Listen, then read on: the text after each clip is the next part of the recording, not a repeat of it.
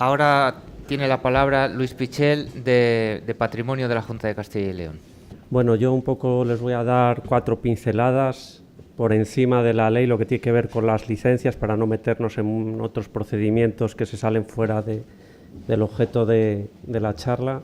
Agradecerle al Colegio de Ingenieros Industriales Técnicos y bueno, por verlo todo así, una visión global y bueno, pues muy rápida, pero la mayoría de ustedes nos conocerán del trato diario, de consultas, de procedimientos.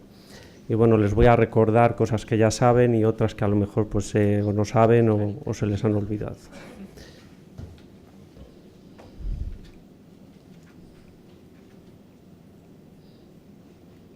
A ver, José Luis, le estoy dando, pero no...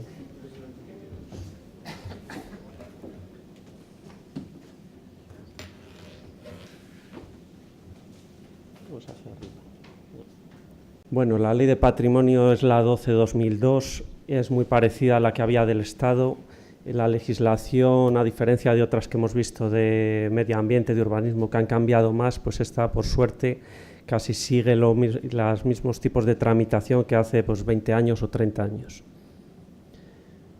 La Ley de Patrimonio nos va a dar una serie de competencias a la Junta de Castilla y León y, bueno, por centrar las cosas, pues hay como 3 tipos de protección en nuestra ley. Una muy general, que es la del artículo 1, pues todos los elementos con un cierto valor etnográfico, histórico, artístico. La segunda categoría es la que ustedes conocen, la de los bienes de interés cultural, la máxima categoría de la legislación. Dentro de esa protección máxima pues tenemos varias categorías: monumento, jardín histórico, en la provincia no hay ninguno, conjunto histórico, sitio histórico, que tampoco hay ninguno en la provincia de Zamora, zona arqueológica, conjunto etnológico, que es asimilable a conjunto histórico, y vía histórica, que aunque la Vía de la Plata pueda parecer que es vía histórica, como está incoada antes de la aparición de esta figura, lo está como conjunto histórico. Bueno, aquí tienen un plano de la provincia un poco por encima con todos los bienes de interés cultural, en rojo los monumentos, en granate los conjuntos históricos y bueno, zona arqueológica en verde y la vía histórica, la Vía de la Plata, que ven que recorre de norte a sur, atraviesa Zamora, Benavente y bueno, otras localidades, ¿no? Y luego tenemos también la curiosidad, no sé por qué el puntero va a su aire, pero bueno, tenemos la curiosidad del lago de Sanabria, que es una figura que es paraje pintoresco, que se asimila a bien de interés cultural también. Bueno, brevemente por encima, conjuntos históricos, un poco por entrar ya los trámites en los conjuntos históricos. La Comisión Territorial de Patrimonio, que es un órgano colegiado, como ustedes saben, que están representadas varias administraciones y organismos, es la que va a conceder las autorizaciones para hacer las obras, cualquier tipo de obra. Ahí tienen el caso de Alcañices. Tienen el caso, bueno, abajo es zona arqueológica, esa es la de Camarzana de Tera, y aquí a la izquierda Santa Cruz de los Cuérragos, que es el único conjunto etnológico que se puede asimilar a un conjunto histórico. Todas las actividades, las intervenciones en estas delimitaciones le corresponden a la Comisión de Patrimonio. Luego veremos que lo que son obras pequeñas, obras menores, la ponencia técnica, que es la que asesora a la Comisión de Patrimonio, puede emitir la autorización, con lo cual es más rápido la tramitación, no es un único órgano en vez de 2. Bueno, en los conjuntos históricos, que a su vez tienen un plan especial de protección, en la provincia tenemos Zamora abajo a la derecha y Toro arriba a la izquierda. Esas competencias de protección del patrimonio pasarían a los ayuntamientos una vez que se aprueban los planes especiales.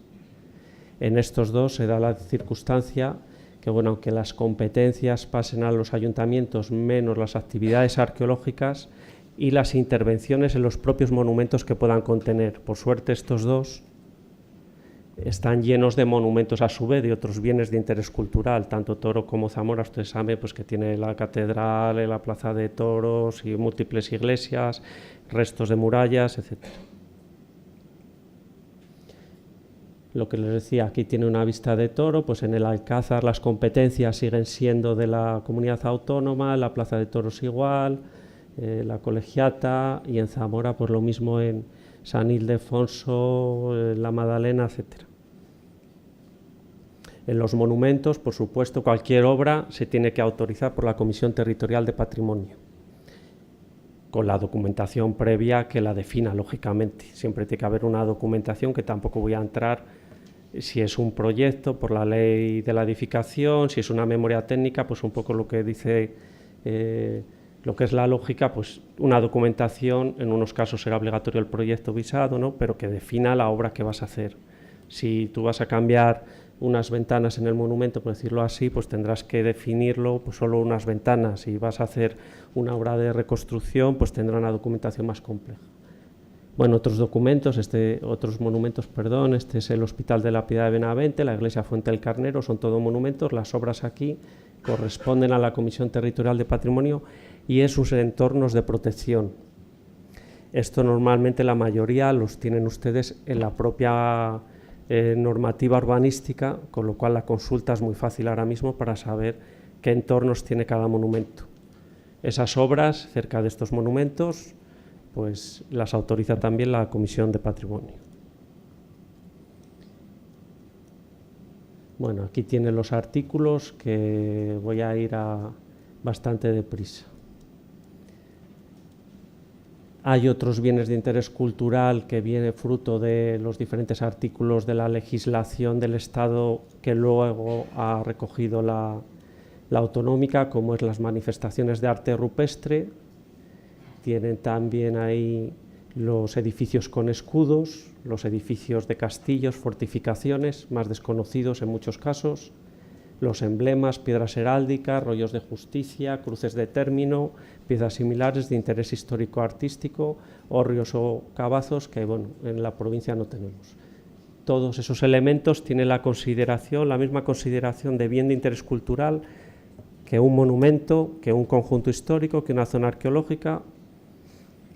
Bueno, ahí tienen, por ejemplo, el fuerte de Torregamón, es una fortificación, el escudo del Ayuntamiento de Zamora, pues ya le dan a consideración de vica a esa fachada, la cruz de término ahora trasladada de la Portilla del Padornelo, restos de la fortificación más desconocida de la Bóveda de Toro.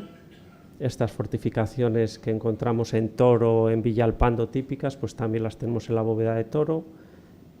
Escudos o piezas similares, pues las de la Orden de San Juan cerca de Sanabria, que hay múltiples también en los dominios, y bueno, el rollo de justicia de Matilla de Arzón, todos bienes de interés cultural.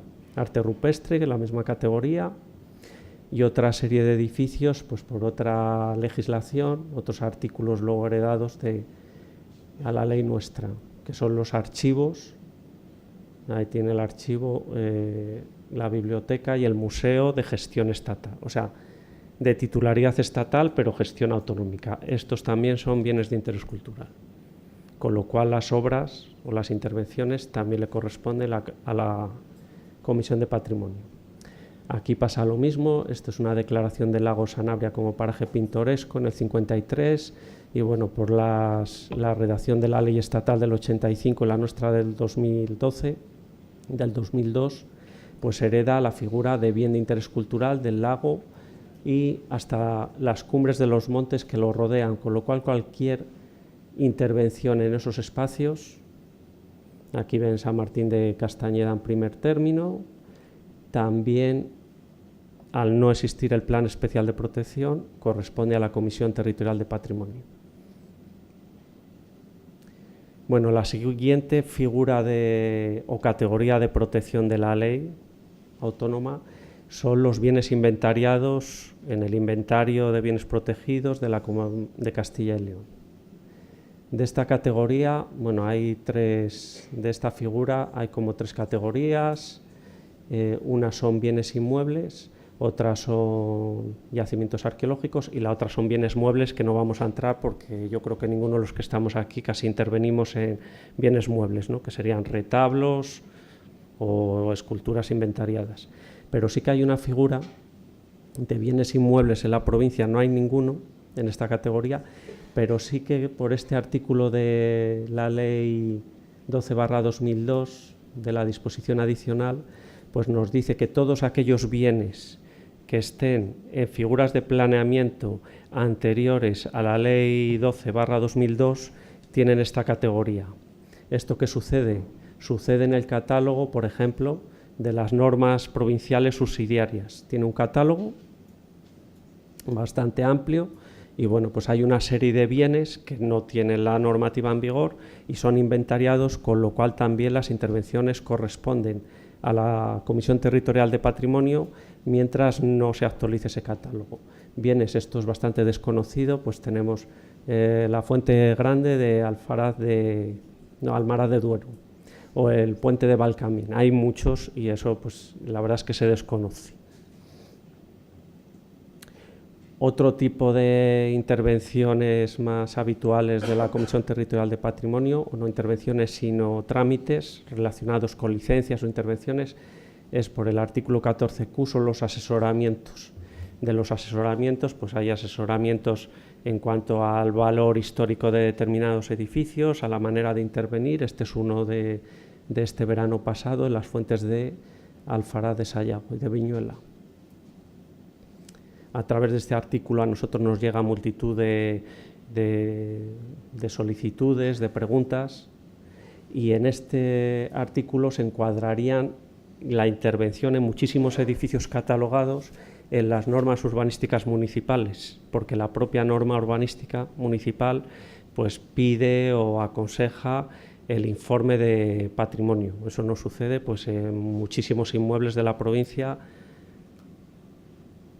que bueno, por no citar, pues Requejo de Sanabria prácticamente entero, Espadañedo 2/3, Benialbo, o sea, prácticamente del 80% de municipios se nos pide a nosotros informe, o se nos debería pedir. Luego otra cosa es que se pidan o no. Incluso las normas subsidiarias también tienen un artículo que en intervenciones en edificios históricos, palomares, puentes, molinos, se solicite informe, que eso es bueno, pues se piden. Hay municipios que sí que lo hacen y otros no lo hacen.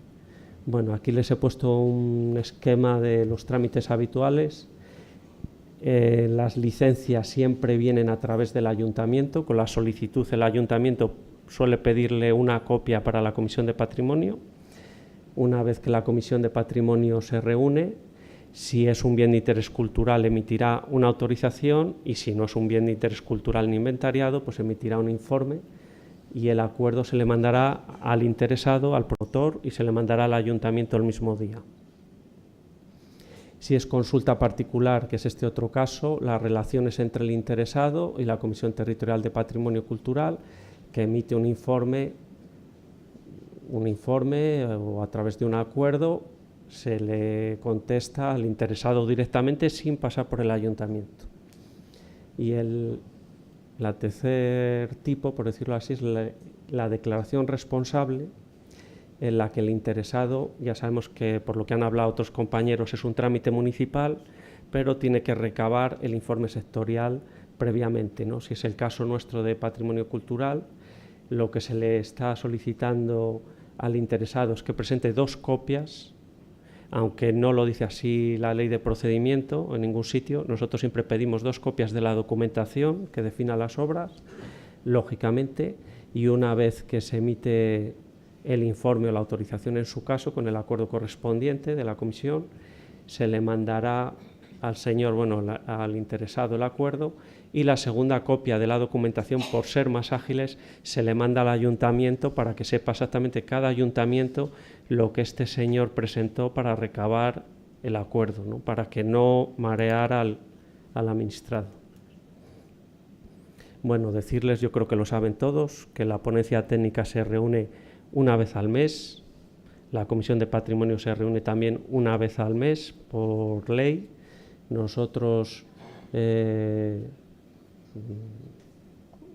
un mes a otro no se deja ningún expediente, todos se resuelven, salvo las normas urbanísticas municipales, que los términos, como ustedes comprenderán, en un mes es imposible de recorrerse todo el término y recorrerse todos los edificios del término. Eso es, pues, se está tardando 3 meses, más o menos.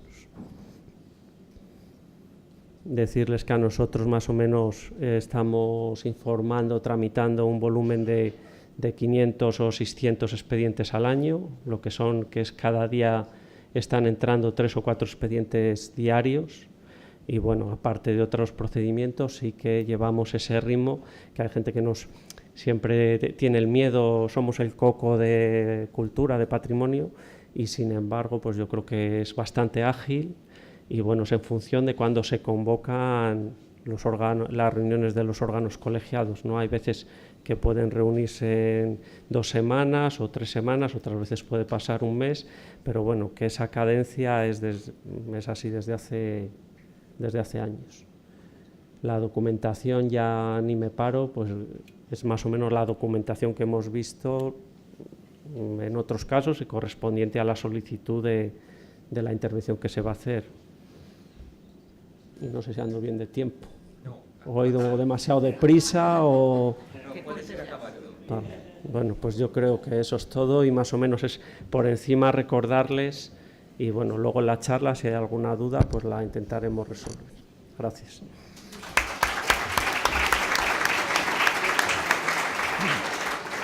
Gracias, Luis. Hortensia. Hola a todos. Con lo que acaba de decir Luis, yo me voy a centrar someramente sobre el patrimonio arqueológico.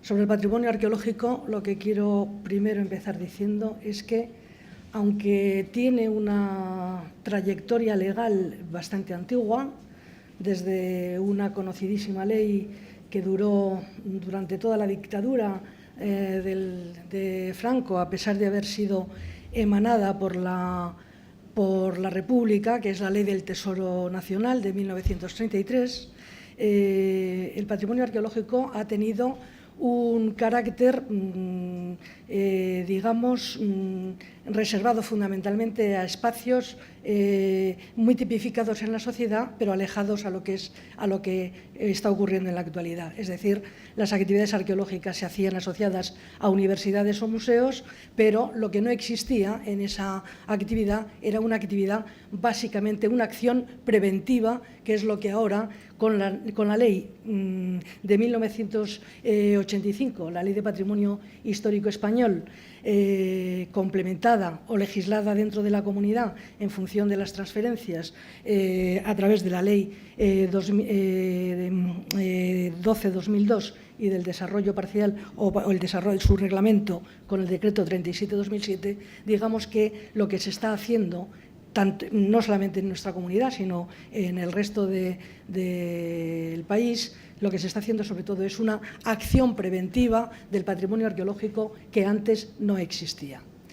Entonces, dentro de esa acción preventiva, la de mayor categoría, mayor defensa de los bienes que tenemos son aquellos que, como ya ha comentado Luis, tienen una declaración de bien de interés cultural con las categorías de monumento, jardín histórico, conjunto histórico, sitio histórico, zona arqueológica, conjunto etnológico y vía histórica. La vía histórica, curiosamente, es uno de los elementos que se formó parte en el decreto, cosa que en la ley no está contemplada.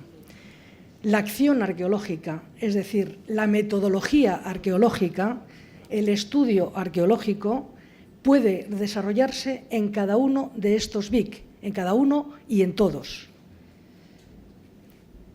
Y lo mejor que nos ha podido ocurrir con las leyes autonómicas, con la legislación autonómica, es que tenemos perfectamente definido, con lo cual no entra definida cada una de las actividades que están desarrolladas con la actividad arqueológica y con la protección del bien arqueológico.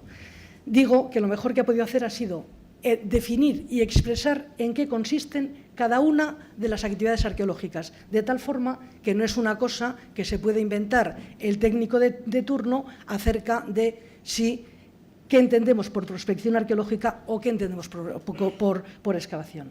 De forma que la ley tipifica cuáles son estas actividades y dentro de ellas están la prospección arqueológica, que consiste en el reconocimiento visual de un terreno para hacer luego informes que ya veremos, las excavaciones arqueológicas, que es el método más complejo y más decisivo de todas las actividades que están programadas, los controles arqueológicos y los estudios directos sobre arte rupestre.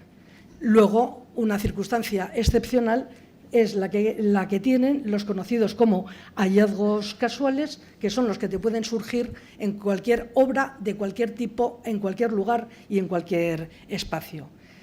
La responsabilidad sobre estos hallazgos casuales es de la persona que los descubre. Si es asociado a una obra pública o una obra urbanística, será el ingeniero, o sea, el responsable técnico de esa obra quien tenga que llevar a cabo la paralización de la obra. Hay que decir que esa paralización, que la tiene que decretar el delegado territorial, solamente puede tenerse una paralización de 2 meses. Dentro de estos 2 meses, la Administración competente podrá decidir si los restos son suficientemente importantes como para ser incoados BIC o, por el contrario, simplemente tienen o pueden incluirse en el inventario de bienes. Y, desde luego, la otra cosa fundamental que ha venido y que ha supuesto un importante aldabonazo a lo que es la protección del patrimonio arqueológico son los instrumentos de planeamiento. No me voy a meter en ellos, los conocéis perfectamente, pero lo que sí está claro es que es absolutamente necesario que dentro de los instrumentos de planeamiento exista un catálogo de bienes arqueológicos, igual que existe otros bienes de carácter mueble e inmueble, así como una normativa, una ordenanza precisa.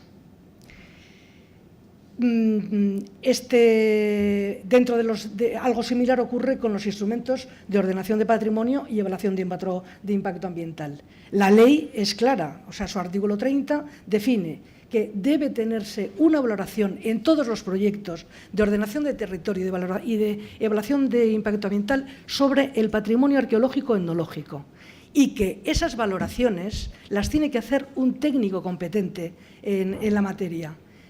Las conclusiones a las que llegue ese técnico competente en la materia tendrán que ser valoradas junto con el resto del proyecto por el técnico redactor que lleve a cabo el proyecto de evaluación de impacto ambiental o urbanístico, como ya veremos. Bueno, sí. También define, para que no la propia, en este caso el reglamento, también define el tipo de intervenciones. Insisto que esto es muy importante para que no se piense de cara al exterior que es una gotera la que tiene el técnico arqueólogo que decide qué tipo de intervención se tiene que hacer en un caso, tiene una gotera y quiere hacer esta cosa u otra. No, las intervenciones pueden derivar de un proyecto de investigación, y las que nos afectan, sobre todo en el ámbito de los servicios territoriales, son aquellas que, como ya he dicho, tienen carácter preventivo, que no voy a insistir. Y hay otra cosa muy importante. Nunca una información que se solicite al servicio territorial puede suplir el estudio técnico que hace y que tiene que hacer, según ley, el técnico arqueólogo dentro del proyecto, de los proyectos que acabo de enumerar. Tampoco vale, como ocurre en muchos de los proyectos que vemos a menudo, que se diga que, consultado el inventario arqueológico, no existe ningún BIC en este término municipal donde se está haciendo el proyecto X. No nos vale eso, porque hay una cosa que ya cuando Óscar García Luna redacta las normas subsidiarias de planeamiento municipal, nos molestamos en sentarnos juntos y proporcionarle todos los datos que en ese momento teníamos en el servicio territorial.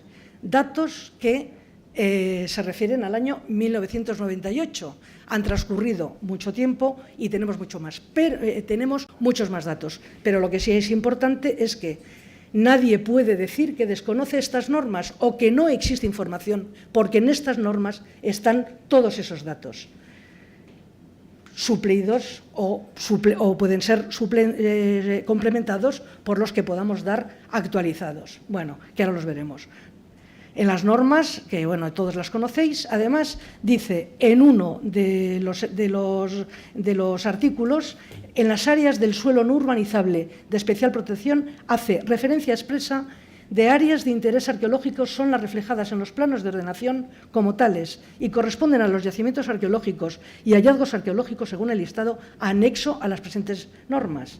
El listado anexo está lo constituye el anexo séptimo, yacimientos arqueológicos y hallazgos por municipios.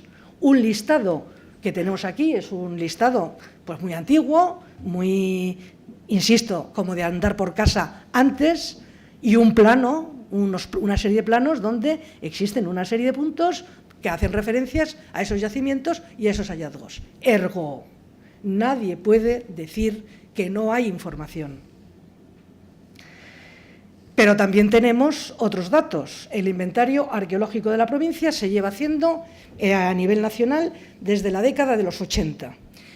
El inventario, estas son unas fichas que se actualizaron en el año 2008 y que estas son, desde luego, visitables y tienen acceso todo el mundo que quiera, justificando el uso de las mismas.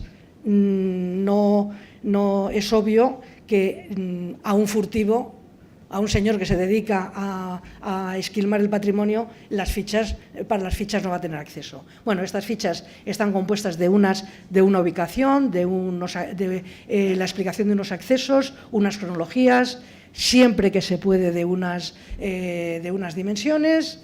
Bueno, hay un plano de situación. Intentamos que, además del plano de situación topográfico, escala 1,50.000 o 1,25.000, tenga a su vez planos parcelarios y una fotografía del bien que está protegido. Actualmente, la Consejería de Cultura está llevando a cabo un trabajo que es lo que requiere la sociedad actual, que es desde luego la informatización de todo el inventario. Informatización que es diferente, como veis, al esquema, bueno, diferente en presentación al esquema que acabo de presentar antes, y que a partir de unas solicitudes específicas, ya termino, ¿verdad? Perdón. A partir de unas solicitudes específicas podrá tener acceso también todo el mundo. Bueno, quería hablar de los planes parciales y estudios de detalle, pero da igual. Las normas, la normativa, lo bondadoso de la nueva normativa que contempla de urbanística, que contemplan los catálogos de bienes, que tienen que tener unos mínimos. Un plano general con la ubicación de los yacimientos, las fichas correspondientes del tipo de las que hemos hecho y lo que os decía antes, sobre todo, que es fundamental, el plano catastral con la delimitación del yacimiento. Bueno, ya con esto, si hay algo que preguntar, acabo.